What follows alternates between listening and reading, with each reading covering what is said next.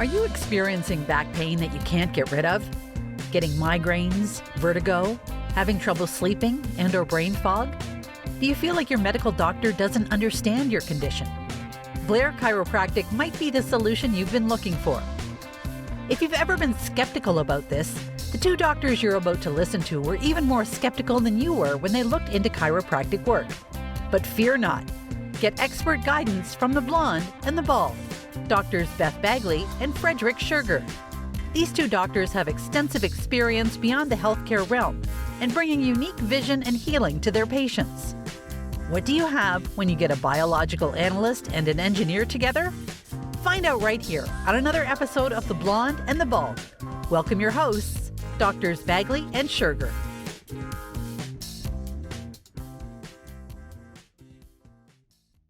Dr. Beth, how are you doing this evening? I'm fabulous. How are you doing, Dr. Schurger? I'm doing excellent. Welcome, everyone. Blonde and the Bald here. If you can't tell which one is which, it's because you're listening on audio. But hopefully Otherwise, you will figure it out. Really know. You would know very quickly. Hopefully you will figure it out. Well, is white technically blonde? If you've got a bunch of white and grays, I mean, it's platinum blonde, right? The gray is in these days. Gray is in these days. And it's funny, the next door, the young lady who runs the reception at the accounting firm, she's had platinum blonde hair for like the past almost 2 years that she's been working there. And then she's went back to her natural, more brunette color. And I do a double take every time I see her.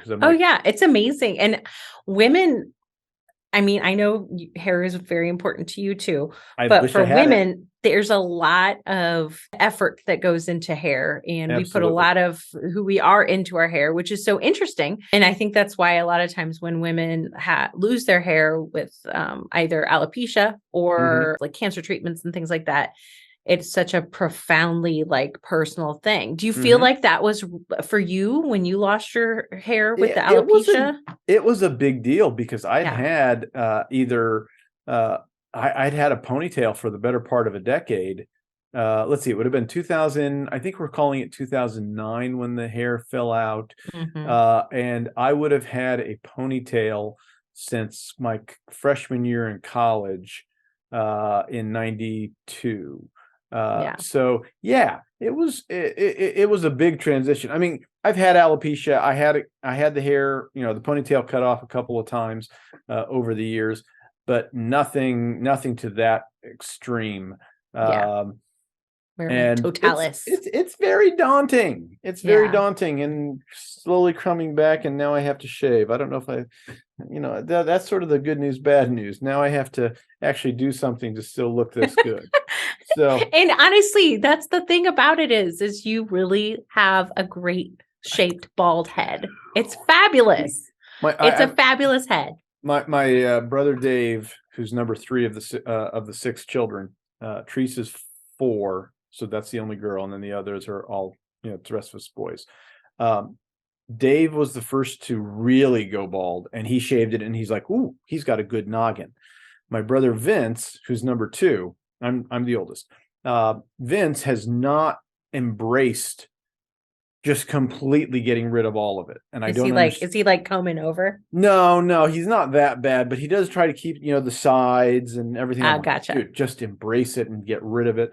And then my youngest brother Jim can, he's nice and shaggy, so lucky him. Good for him. Exactly.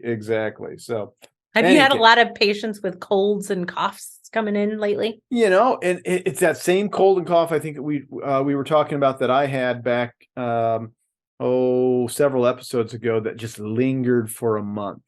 And I think that everyone is, it's just passing around.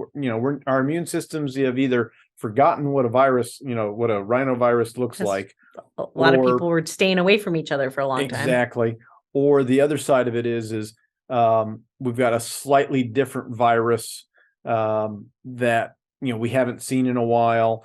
I personally I go for the argument that COVID was so aggressive that our bodies forgot what a rhinovirus is or what a cold virus is, and all of a sudden everyone's like, did I normally feel like this? And you probably did. You just had better immunity to it. But it's been going around, and I had a whole family come in yesterday, and they were like, one came out of the car and came in, and then the other one came in, and I was like, where's the daughter? And she's got a cold and she's got pink eye and we don't want to bring her in.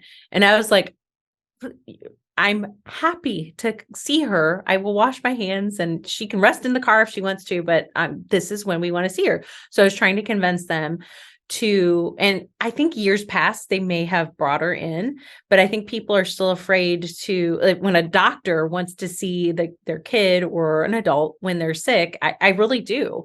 Now, do I want you to cough directly in my face or like rub pink eye in my eye? I prefer no. I'd prefer not to do that. I'm not trying to get sick, but I'm also, as a doctor, as a chiropractor, I want to take care of sick people. Right. And I think one of the most important times to get checked is when you are sick. Mm-hmm. So I want to bring that back, because for a very long time, we were told no, to stay away if you've got a cold or if you got the COVID. And again, I'm not going to put a sick child next to an elderly person or something like that. I'm not going to do that, but we're gonna be a little bit more, we're gonna keep the sick people away. And sometimes I'll even come in on days off. It's like, hey doc, I feel miserable and I don't want to give it to you. And I'm like, no, don't worry about giving it to me. Yep. How many people regularly tell me I'm the healthiest person they know? I don't know if that's good or bad. I mean, that I know I should be the healthiest person they know, but on the other side of it, how many people aren't healthy and should be healthier? Yeah. And this is one of the best ways to do it, because there's just people are calling in and say, doc, I don't want to get you sick. And I'm like, I'm not really worried about it, because over the past 15 years, mm-hmm. outside of maybe COVID, and I'm still not convinced I got COVID from another patient who didn't realize they had it. I think I got it out in the wild as I probably not. But I think I was just going shopping and happened to walk across it, and a couple days later, it all of a sudden, bam, hit. And then, you combine that with stress levels and everything else, that can certainly be overwhelming. But it's absolutely the best time, if you can, shy of you needing to be next to the toilet the entire time. Yes, exactly. I definitely recommend everyone to get on in when they're sick, if they can make the drive safely, if they can get to the office. And like I said, I'll come in on the off days and check them and make sure everything's good. So yeah, and the same thing, like when my family is sick, what do? We check to see if they need an adjustment. Right. Do some supplements. So my husband had a man cold last week. Now, I don't know if you know what a man cold is, but it's very serious. It is a very serious affliction. Yes. And hopefully he doesn't listen to this podcast, because he's going to be mad at me making fun of him, because I am going to make fun of him, because at one point, like, he walks around and he goes, and he's all like hunched over, and he's like, and he did feel bad. I'm not going to say he didn't feel bad. He definitely had a cold. But he takes it to the extreme. At one point, he sat down in bed like, and he goes, I think I'm going blind in my right eye. He actually said that out loud. And so I said, really? Oh, that's terrible. I was like, can you blink a couple times for me? And he blinked, and he goes, oh, that's better. Like, he had like junk in his eye, and he's going blind in his right eye. So I might not let him live that one down. Oh, I'm not going to either. I've told the story a couple times. He doesn't know I'm telling the story, but I'm telling it because it's funny. And so he did not go blind. I know everyone was concerned, and he did not have to be hospitalized. We didn't have to do any of the things, but he took his supplements. We made sure he was well adjusted. And one of the things I did that I've not done ever before, I mean, obviously I started taking a little bit more of my supplements. I have a thing called Virusid, and I have a couple extra ones. I would take like NAC, quercetin, zinc. Back there. Yeah. Vitamin C.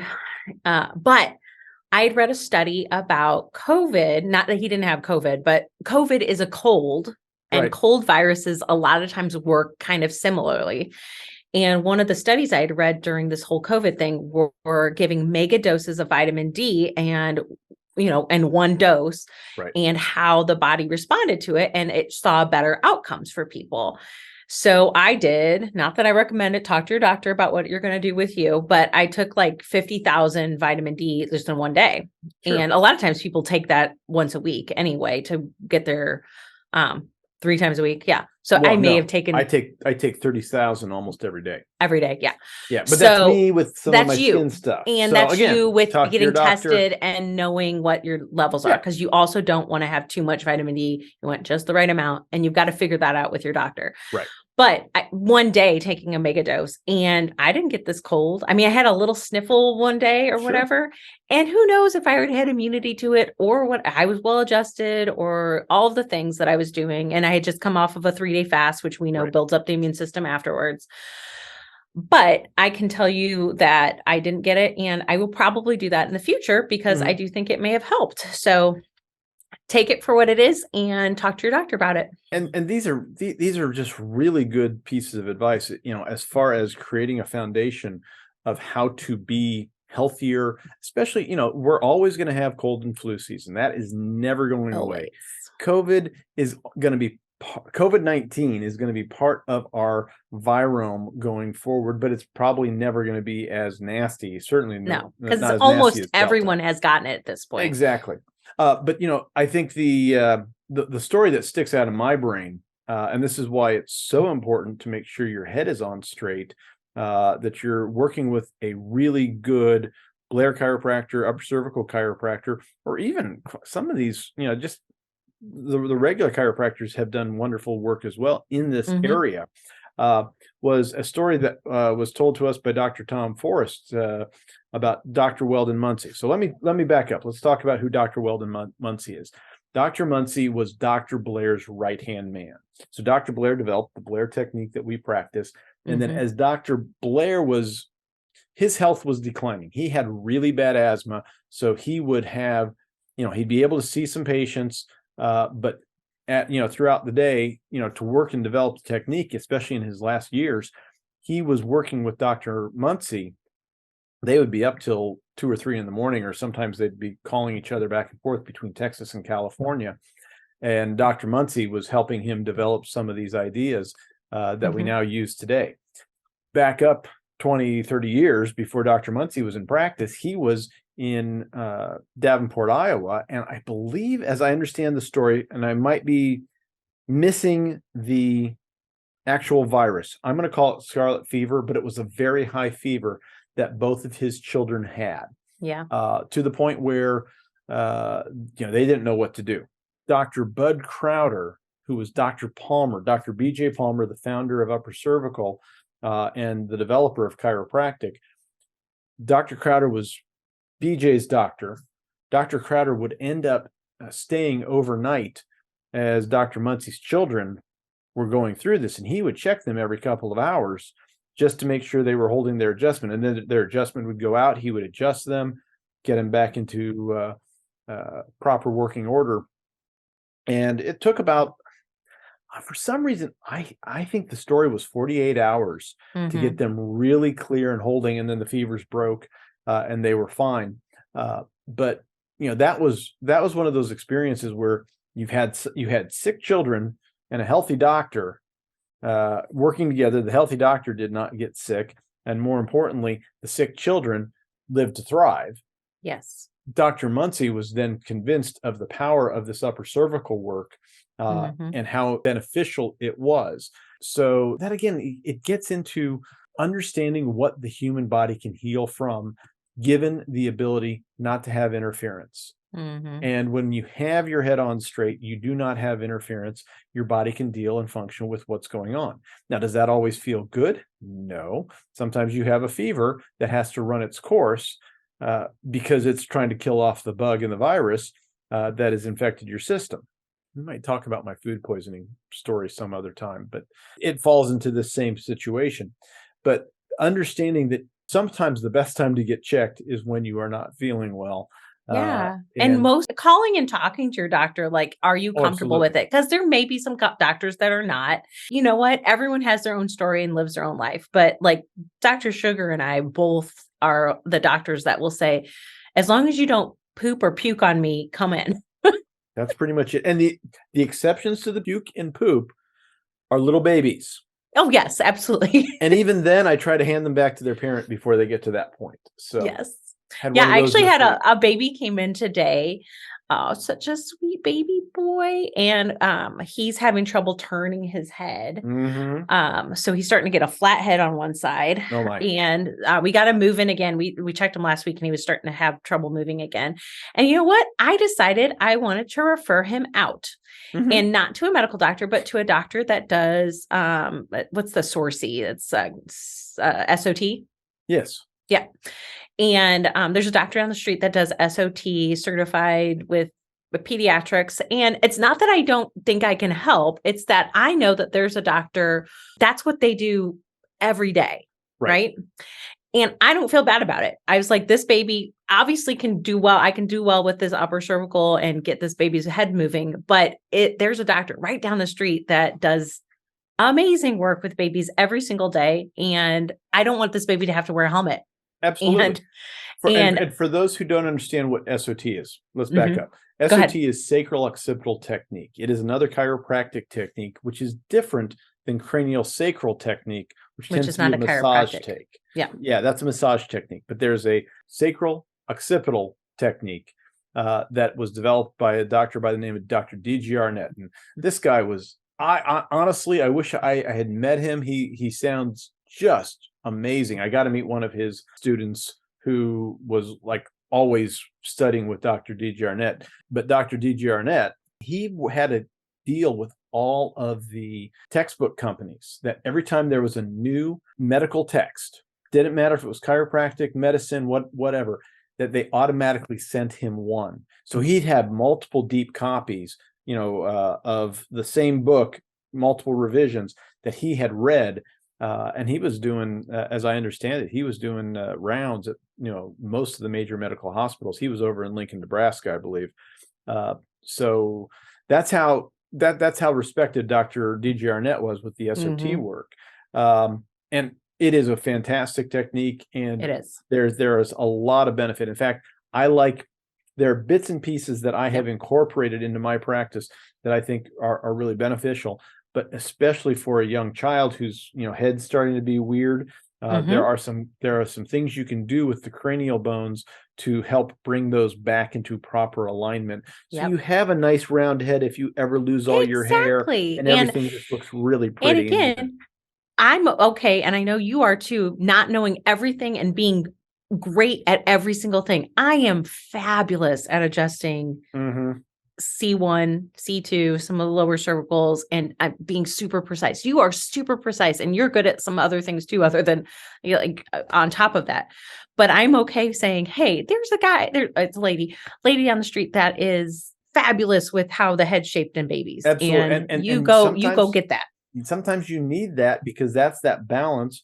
And we need more doctors and more people who understand that sometimes this chiropractor is going to take care of this problem. This chiropractor is going to take care of this problem. Oh, you have one more thing. You need to go see a neural optometrist. Yes, those are great. Help get the eyes coordinated the way they're supposed to. So we have so many professions. There is so much to learn, and at the end of the day, there are only so many hours. And so, quick little. And there's so many experts, and that's I'm just saying, if you have a doctor that is willing to say, hey, I got a guy or I got a gal that is better at something, and I'm absolutely, because I'm really good at this. yes, exactly. And here's the worst part. And for those of you who think that, whoa, you guys, Dr. Schurger only has hours Monday, Wednesday, and Thursday. He's got all this extra time. Let me back up just to tell you, because you're the same way. And some of it is just us finding and meeting new patients as far as the marketing on the days that we are not here.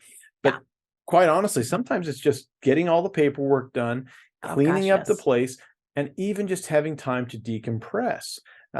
It's funny because I've been talking about buying a new laptop. I've picked it out. I said, all right, that's the one I'm going to get for about a week and a half now.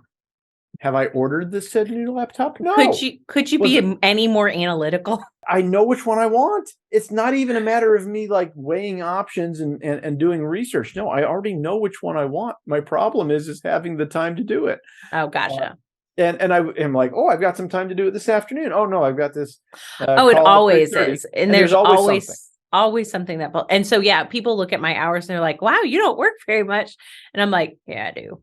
Yeah. I just see patients during this time and this time. Exactly. And that's when I see patients, and a lot of times I see patients out of that time. I just at least try to keep it in those times. Exactly.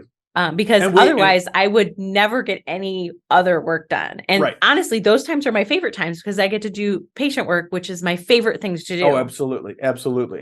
And patients, and those of you who are listening, who are either our patients or to be future patients, realize that time that we're not here, that you need us, call. Because absolutely we deal with emergencies all the time, and a lot of times people will say, "Oh, I really wanted to come in Friday, but you don't work Fridays." And I was like, "Well, I was at the office for like 3 hours Friday." I was gonna say, which time you should have just called. Yeah, I had one of those, or sent me an email. I had one of those on last Saturday, and it's just one of those things. In fact, it was a longtime patient. His wife was in a car accident earlier in the week, and she'd been under upper cervical care with another great doc who's now in Colorado, Dr. Rick DiGregorio, and she's like, "Oh, this is gonna hurt." And it's like, yes, because it's all locked up, and she wasn't getting any sleep, and neither was her husband. Yeah, but she comes in. She was in yesterday, and everything's doing great already. So yay. Yeah. And she's like, I feel good. And that's what's great about, I think, upper cervical patients in general, whether you've been under other upper cervical care or Blair care, and you go to another upper cervical doctor, whatever the technique is, honestly, you will have a better ability to hold your adjustment than someone who's just coming off the street who's never had upper cervical care. Exactly. And in this case, so don't ever be afraid to like come back, because it's typically we don't have to start over. A lot of people think, well, I'm going to have to start over seeing you twice a week for so long, and it's going to be so hard. Like typically, no. Typically, you start holding a lot faster, and everything moves better. And I'm joking that she's going to hold better than her husband, but basically, he sends me a text on Saturday. I'm finishing up lunch, and he says, "Hey, I'm not broken today for once," because oftentimes he doesn't hold very well. And can you get my wife in? And I'm like, yeah, because we knew, it was a matter of time, and I knew the accident had happened. So it's like, all right, fine. Saturday afternoon, 2 hours of work to get her figured out and adjusted, and sure enough, she's better, and they're going to have a good time. So they're going to be much happier. So I have a question, and this is just a purely analytical or anecdotal observation. How are you, either with patients who've been with you since before COVID or patients that have come in with it, how much long COVID have you seen as part of your practice? I'm just curious, trying to get a sense of what I'm seeing. Good question. Obviously, before COVID, never saw anything like this. I get at least 1 or 2 new patients a month with some sort of symptoms with, we'll call it long COVID or reaction to something we shall not name. Sure. A lot of breathing stuff, not necessarily like asthma breathing, but like cranial nerve changes. Okay. So, and I don't know if maybe now that the word is out that I can help with that, and then it's coming back. But one of the things I've seen, and it's interesting, it's patients talking about, the way they describe it is like forgetting to breathe. And it's not necessarily like apnea, but it's like they can't catch their breath. And it's not that it's that they would talk, just be, and then be like, because they hadn't taken a breath. So that has been a couple people, which I'd never seen before. Really? And it's like, oh, I don't have that anymore pretty much after getting adjustments. So that doesn't last that long, but I'm wondering how many other people are out there with this symptom of that. So that's one of the interesting new things. And it seems to correspond with the 2 things I talk about, the long COVID or the other thing. Right. So what about you? I was thinking about this because, there's this back and forth. And I think there's something to long COVID. I don't know what it is. I think that's the problem with long COVID. We don't understand what it is.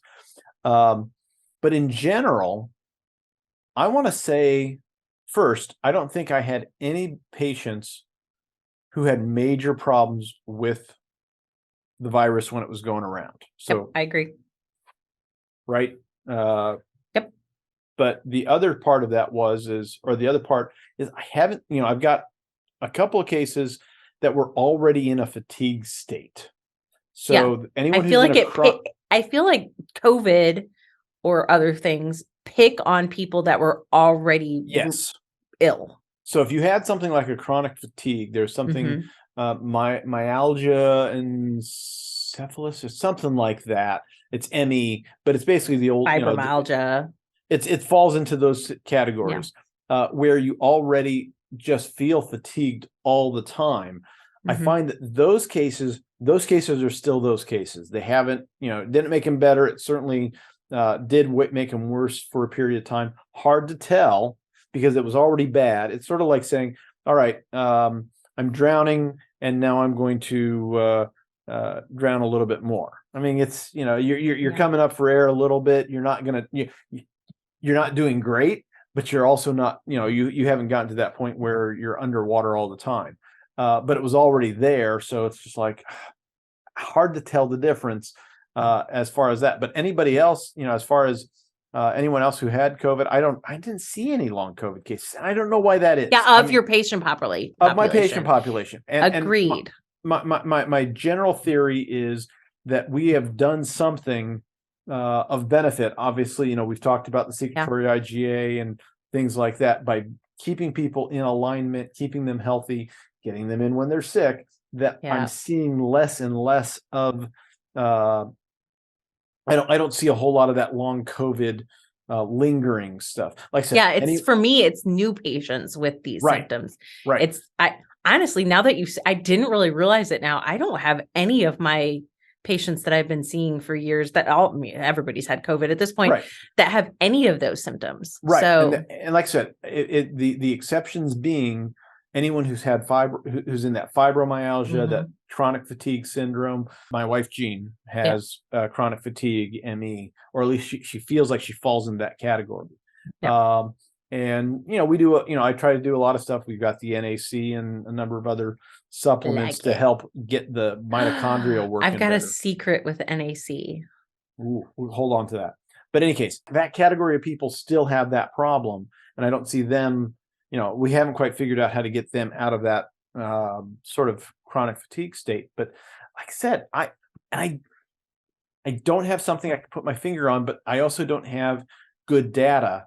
We don't have a double-blind placebo-controlled study that says that if you've been under flare-up or cervical care, you are less likely to have long COVID. But definitely, there's something there. It'd be interesting to talk to some other Blair doctors about that. Yeah, that's a good point. Maybe we'll reach out and talk to folks like Dr. Hafer and Stenberg and some of the other podcasters and just reach out and see what they've been observing. Because again, it's not, this is not something I would normally have tracked. So going back and just asking the question, I don't know if I'm going to see a whole lot of it, but it's just a thought. And you had an NAC idea. What's your NAC? Okay, it has nothing to do with health, though. Okay, well, let's hear about it. So I noticed that and it makes a lot of sense on how NAC works, is that if I have drank some alcohol I have taken some NAC, I don't get a hangover. Yes. So I don't know if I shared this about NAC beforehand, but the people who do wine testing. Oh yeah. Or the wine tasting. Yeah. They use NAC regularly. So ever since NAC became a non-drug over-the-counter supplement. Yep. They realize that that's what it is. Because NAC is used in the hospitals today. Yes, it is. If you have an aspirin or a lot of other drug Tylenol. overdose. It's a Tylenol overdose. Oh yeah, you're right. You're right. It's Tylenol. And Tylenol overdoses are the number one cause of acute kidney or liver toxicity. I've seen it both. Which I think is weird, it's kidney. I think it's kidney, like kidney failure. I always say kidney first, I think it's kidney. But I think it's acute kidney failure, which is not good. So they give NAC intravenously to these people, and it like saves their lives. Right. And and for people who are worried about, my senator decides he doesn't like supplements and he wants some of these supplements to be banned. And I'm like, fabulous. What a great guy. What a fabulous man. Anyways. I'm sure he is not owned by the pharmaceutical industry at all. Not sponsored by Pfizer at all. But we're not sponsored by Pfizer. We are definitely not sponsored by Pfizer. They're going to be like, they're going to attack us. Yeah. And even though I've got some supplements back here, I'm certainly not sponsored by them either. That's just it's just things that we would take ourselves. Yeah. In fact, this is a lot of what I absolutely. I run out of it. And I'm like, yep, I'm taking a bottle home. So any case, and then I just happen to share it with my patients when they're here. But any case, so you think weird nerve stuff or weird cranial nerve stuff? So that that's something to do with weird cranial nerve stuff and post-COVID, or the thing that shall not be named, maybe the spike protein, something. And can I prove any of it at this point? No. I bet there's some studies somewhere that's talking about cranial nerve involvement of this spike protein or toxicity of some sort. But I haven't seen it yet, and maybe it's still being worked on. Maybe it hasn't been looked at, but and I don't think it's. I've seen stuff with the phrenic nerve. I've seen stuff with the vagus nerve. Sure. Increase in migraines and headaches. Increase of some other weird neurological things like some Tourette's and stuff that have come up. That, and again, it's anecdotal. It is. So I have no proof. I have no way to say it other than, man, if you got some of that stuff going on, at least try before you start. It's not going to hurt. To get try out some upper circle care. And people have heard. I think we've talked about the vagus nerve a little bit, and we might do a deep dive. I think we should. I think that'd be good. Yeah, maybe. In fact, we'll do that next week. That'll be our game plan. Next week. Stay tuned. Vagus nerve, baby. Let's talk about the phrenic nerve, because the phrenic nerve is an interesting one.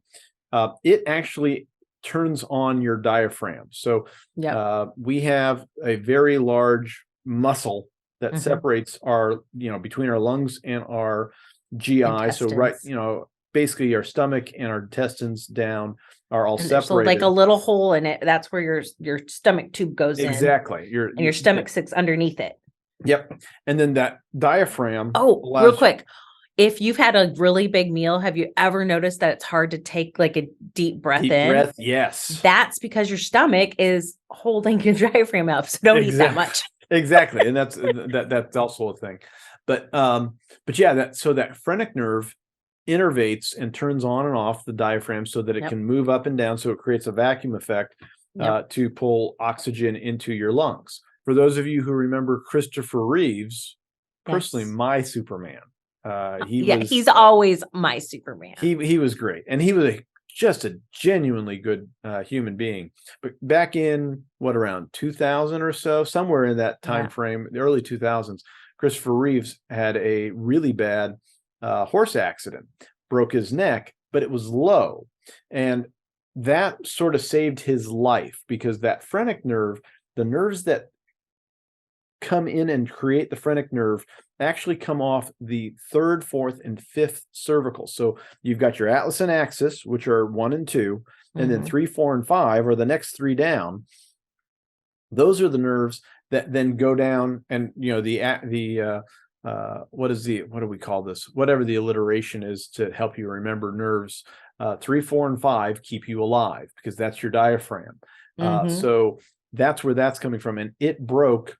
Like I said, his neck broke much lower. Usually if someone breaks their neck, it's actually up towards 1 or 2 as a result of just that biomechanics. But he broke his low, and this is what kept him alive. Why he needed some breathing help, but not a lot, because his phrenic nerve still worked, which was really remarkable.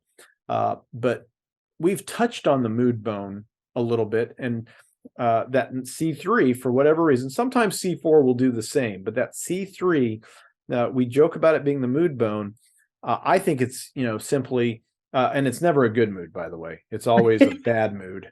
Like, I'm so happy. I know. I'm so excited in my neck. Yeah, Yay. it's usually the other way around. No. And sometimes when you get it adjusted and it's like, oh, wow, you can take a much deeper breath because. Oh, again, see, that makes sense because the phrenic nerve. Right. It's right there at 3 to 4. Exactly. Yeah, four. They say 4 is the biggest part of it. I just looked it up because I couldn't remember which one's the biggest, and it's 4. But 3 and 5 have part of it, but 4 is the big part of it. So, but again, that's an anatomy text that might actually for some people, and everybody's different. 3. So for some people, it might be more 5. What? Everyone's different. What? I know, right? What? And this is why it's nice to have healthcare that is customized to your body, unique. Everyone's unique adjustment is for them, and that's what we do. But I joke about C3 being the mood bone, but in reality, it's probably an anxiety situation. You're not wrong. You're not wrong there because from anxiety, it will, because you can't get a deep breath. Mm-hmm. You're not able to breathe normally. Your anxiety is going to naturally ramp up. Yeah. And depending upon you as a person, you will either lead towards a more depressive state, which is a bad mood, or an angry state, which is a bad mood. I know. Oh man, isn't I'm with you too. I'm so sorry to everyone I have offended with my bad mood. Actually, earlier this week, it was me, and it was. And me. sometimes when we do that, I joke with people. It's like, how have you been mood wise? And I just thought of a cool shirt. Keep going, and I'll tell you. We might have to make that then. But in any case, it was I asked them, and they're like, "Oh, I think I've been okay." It's like, you might need to go apologize to your spouse, your husband, your friends. Yeah. Because this is going to make you feel a whole lot better. And sure enough, they're like, "Oh wow, I'm much more relaxed now." Okay, my shirt idea is, I'm sorry for the things I said when my C3 was out. Yeah, I think that's probably something we need to do for the or my head wasn't on straight or something. Exactly. I think that would be fun. Well, yes, we should make that and put the podcast logo on the back of those. Those would be fun. So I think that's a good place to wrap. Dr. Bagley, do you have anything else going on tonight that we wanted to discuss? No, but I am excited to talk about the vagus nerve next week. I think that's going to be fun. I think people, we don't appreciate how these cranial nerves affect the body. Yes. We also don't understand how your little nerve that's coming right off your brainstem here at the back of your neck actually affects everything down chain. So I think that'll be an interesting one for everyone to go over and learn about. So anyways, Dr. Bagley, let's sign off. Where are they going to find you? They're going to find me at Precision Chiropractic STL, as in St. Louis, precisionchirostl.com. Yep. And I'm at Keystone Chiro SPI in Springfield, Illinois. If you have any questions, feel free to give us a call. Send us an email. We are more than happy. Don't try to call us on the weekend. Unless you're already a patient. We will get you in as soon as we can. But give us a little bit of time to get you established. Absolutely. So. It's so good to talk to you. Good talking to you. Everyone have a great week. We'll talk about vagus nerve next time.